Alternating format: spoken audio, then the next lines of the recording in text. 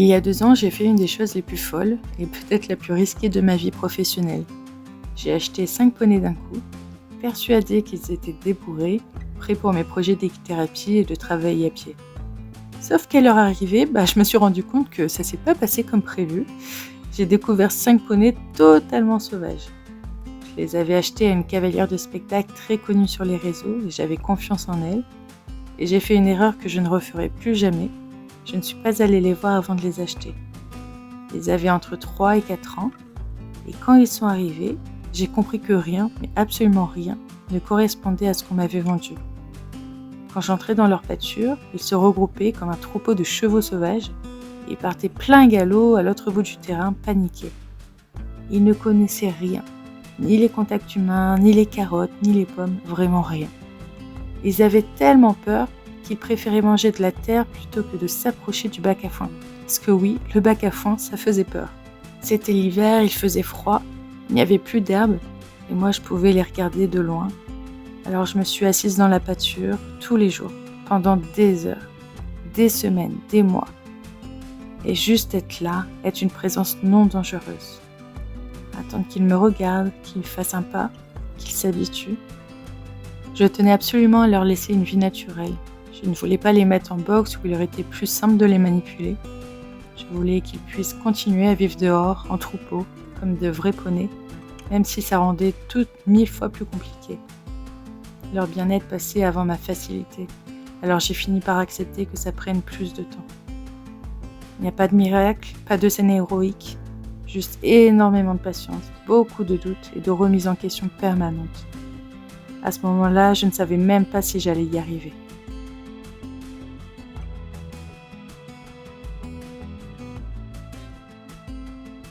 Voici Pimpoli, le plus petit de la bande, mais aussi le plus âgé, et à l'époque le dominant du groupe.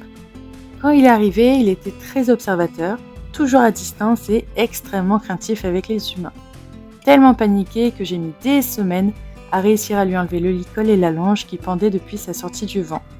Il marchait dessus en permanence et ça me brisait le cœur. Paradoxalement, avec les chevaux, c'était une autre histoire. C'est un vrai ticaïde. Vraiment, il passait sous les fils pour aller embêter mes chevaux. Il lançait des courses-poursuites. Et puis une fois que les chevaux ils étaient bien excités, il retournait sous les fils comme si de rien n'était. Aujourd'hui, il a complètement basculé. C'est devenu un poilu qui veut être le privilégié, très expressif, très énergique et parfois très frustré si on ne s'occupe pas de lui. C'est un vrai blagueur. Il met tout dans sa bouche, que ce soit les affaires, les chevaux et même parfois les humains. C'est pour ça que je le mets qu'à des personnes confirmées parce qu'il a vraiment besoin d'un cadre. Il est aussi devenu un poney sûr, confiant, qui ne craint absolument rien. En balade, il veut toujours être devant, quitte à faire la course avec tout le monde, chevaux et humains inclus. Il reste fidèle à lui-même, un vrai clown qui amuse la galerie pour se faire remarquer. C'est un poney très attachant. Enfin, je voulais dire très attachant. Voici Saphir. Il est de nature curieux et gourmand. C'est lui qui a été le premier à se laisser licoler. Enfin presque. Très vite, lors d'une session de travail, ça a tout chamboulé. Il a été effrayé par quelque chose et malheureusement, je n'ai pas tenu la longe. Il a fait un demi-tour, il s'est élancé au plein galop avec la longe qui traînait. Et depuis ce jour, il a fallu tout recommencer depuis le début. Pouvoir l'approcher, pouvoir le caresser, pouvoir le licoler, rien n'était garanti. Il se laissait faire 1 fois sur 3, uniquement quand il le décidait. Ces montagnes russes ont été très frustrantes. Remise en question sur remise en question. Mais elles ont rendu Saphir encore plus attachant. Aujourd'hui, c'est un vrai cœur sur pattes. Il est volontaire, il est doux, il est généreux. Je l'emmène autant en équithérapie que dans les cours pour débutants ou confirmés. Il commence à devenir très fin dans le travail à pied et nous entamons maintenant son débourrage monté. Saphir, c'est un poney qui récompense toute patience par une fidélité et une gentillesse incroyables. Sinon, au niveau du troupeau, il est en bas de la hiérarchie et son binôme, c'est Mambo. Et voici Mambo. À son arrivée, c'était l'un des poneys les plus craintifs, celui qui restait loin, qui fuyait le plus et avec qui la relation a mis énormément de temps à se créer. Mais une fois le lien installé, Mambo s'est complètement révélé. Aujourd'hui, c'est un vrai pot de colle, un poney qui adore le contact humain et qui est toujours partant pour qu'on s'occupe de lui. C'est aussi un tempérament très sur l'œil. J'ai passé des heures à l'habituer à tout. Les objets, les bruits, l'environnement. Un rien le faisait paniquer. Maintenant, ça va beaucoup mieux. Ses réactions sont moins disproportionnées, même si ce n'est pas encore parfait. Vraiment, il y a encore beaucoup de travail.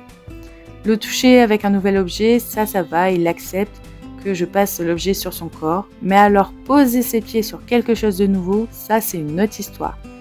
Passer une bâche, une texture différente, c'est encore compliqué, mais on y travaille. En ce moment, on se concentre beaucoup sur la gestion de ses émotions et notamment sur sa frustration. Il a tendance à avoir des émotions négatives, surtout dans les allures supérieures où il pince les lèvres régulièrement. Malgré tout ça, Mambo, il est hyper volontaire. Il a un cœur en or. Ah, il a découvert une passion un peu inattendue, le ballon. Comme Pimpoli d'ailleurs, ces deux-là, ils vont vraiment finir par monter une équipe de foot. Je vous présente Happy, l'introverti du troupeau, du moins avec les humains. À son arrivée, c'était un poney très anxieux, qui se recroquevillait sur lui-même, qui se figeait et il tournait la tête à l'opposé dès qu'il ne se sentait pas bien. Avec lui, il a toujours fallu prêter attention au moindre signal, au moindre micro-détail. Et pourtant, Happy, il a énormément évolué. Aujourd'hui, il ose s'exprimer, il prend sa place, il a même de très bonnes bases en travail à pied. Mais sa plus grande transformation, elle est sociale. Lui qui était en bas de la hiérarchie, maintenant c'est le dominant du groupe des poneys. Il sait parfaitement se faire comprendre, parfois même un peu trop. Et puis il a son petit côté comique. Happy, il adore les gratte-gratte au niveau des postérieurs.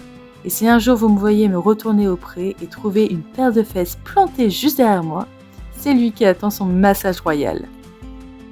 Et enfin, je vous présente Pirouette. C'est sûrement celui qui me remet le plus en question encore aujourd'hui. C'était le plus craintif de tous, le plus discret, celui qui observait de loin et qui fuyait dès que je faisais un pas de trop, toujours aux aguets. C'est d'ailleurs le dernier poney que j'ai pu approcher et le dernier que j'ai pu licoler. Avec lui, c'est toujours 2 pas en avant et 5 en arrière.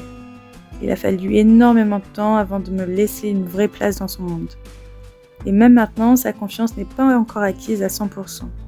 Pour l'instant, je suis la seule à pouvoir le licoler. Pirouette est un poney ultra sensible.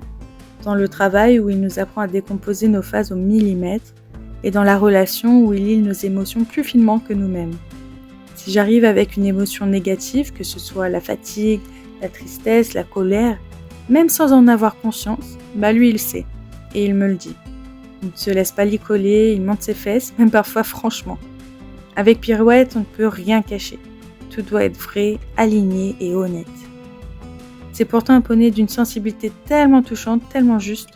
En ce moment, on travaille beaucoup sa gestion des émotions. Et chaque petite victoire avec lui, c'est un trésor. Si vous devez connaître quelque chose sur Pirouette, c'est qu'il parle énormément. C'est petit. C'est son truc à lui. Vraiment, c'est impossible de ne pas fondre. Son binôme de cœur, c'est Happy. Ces deux-là sont comme des ombres. Partout où va l'un, l'autre suit. Et tout comme Happy, Pirouette, il adore les gratte-gratte et surtout au niveau des postérieurs. Là, c'est vraiment le bonheur assuré.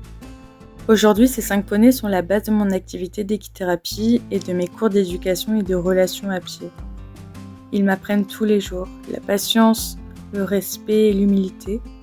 Et même si cette histoire a commencé comme une erreur, je n'échangerai cette aventure pour rien au monde. Si je partage cette histoire aujourd'hui, c'est parce que derrière chaque poney, il y a un vécu. Et derrière chaque humain, il y a un apprentissage. J'espère que leur évolution vous touchera autant qu'elle m'a touchée. Merci d'avoir vécu ce moment avec nous.